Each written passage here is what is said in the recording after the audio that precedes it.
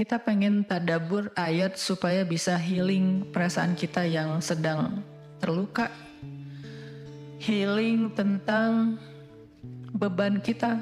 Gimana cara biar kita tuh, kalau bahasa terapis tuh rilis beban, masalah, curhat supaya rilis gitu kan, rilis curhat. Oke, itu salah satu metode. Terus apa metode lain untuk kita rilis atau kita bisa healing dengan ayat-ayat Al-Quran? Tadabbur. Jadi ada tafakkur, ada tadabbur, ada terapi.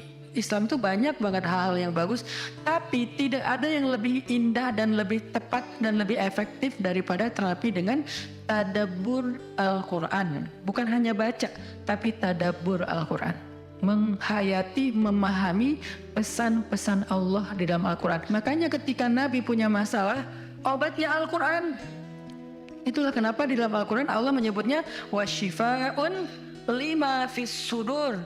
Dia itu obat, penyembuh, bahkan bukan obat. Kalau obat itu dawa, kalau syifa penyembuh.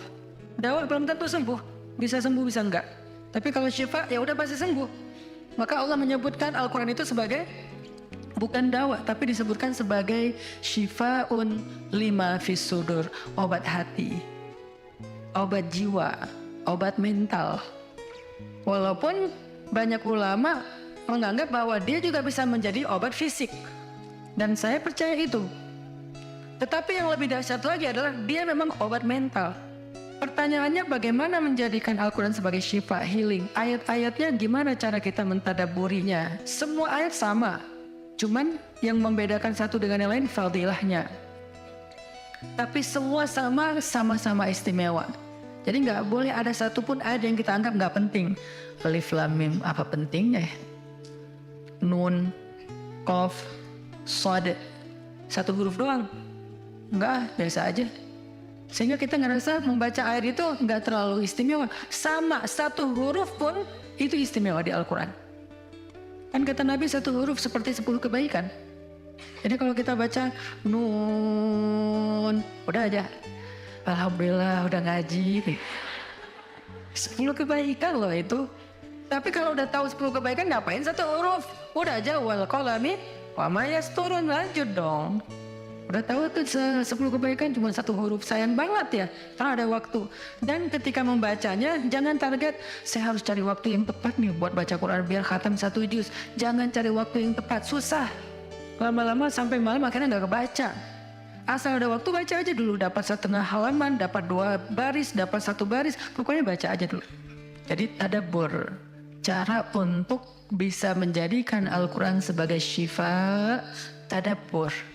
Bagaimana dulu Nabi, sahabat, orang-orang solih mentadabburi Al-Quran?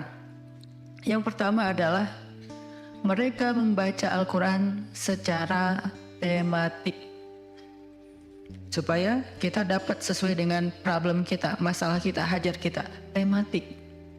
Lagi ada masalah apa kita? Karena ayat Al-Quran turun kepada Nabi pun secara tematik, secara kontekstual. Apa yang dialami Nabi, itulah ayatnya. Al-Quran tidak turun sekaligus kepada Nabi, turun sekaligusnya itu di Lauhul Mahfuz.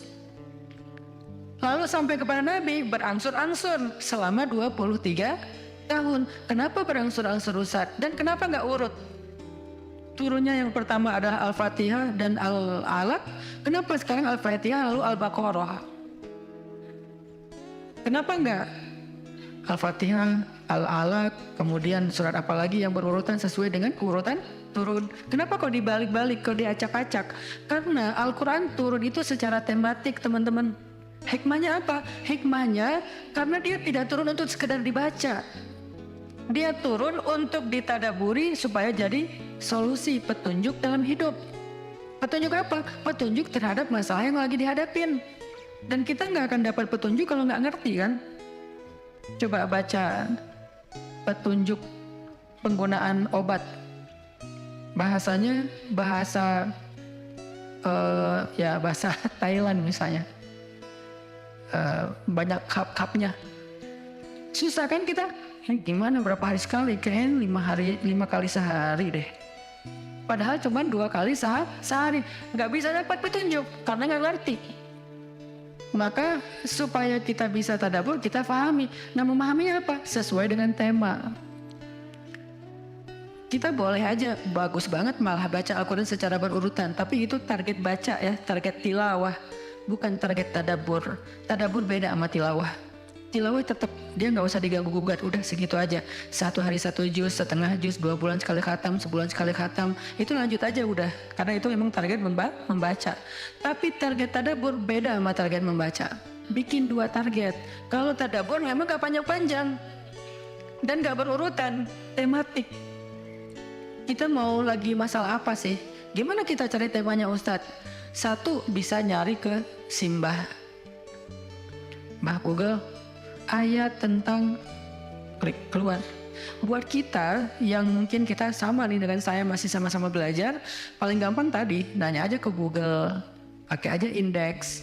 Atau cara yang lebih, ini kalau mau, saya beberapa kali nyoba soalnya, kalau mau bukan ngetes ya, kalau mau agak sedikit lebih seru nih, agak lebih seru. Tapi kalau belum berhasil jangan salahin saya.